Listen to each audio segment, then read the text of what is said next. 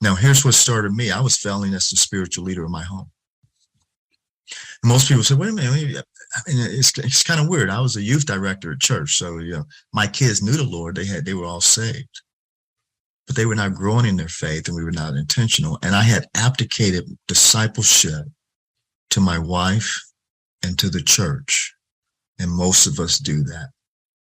And when we were being challenged, are the kids prepared to defend their faith, or how are they growing in their faith? I didn't have an intentional plan. Now, you understand, at Coca Cola, we wrote 45 minutes, $1 billion plans, strategic plans to move our business forward. I mean, many of us are planners. We'll never think to start a church without a ministry plan. We would never think to start a business without a business plan.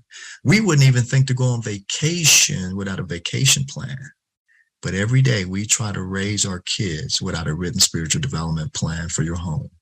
Less than 1% of Christians have a written spiritual plan to lead, guide, and direct their path to raise their kids.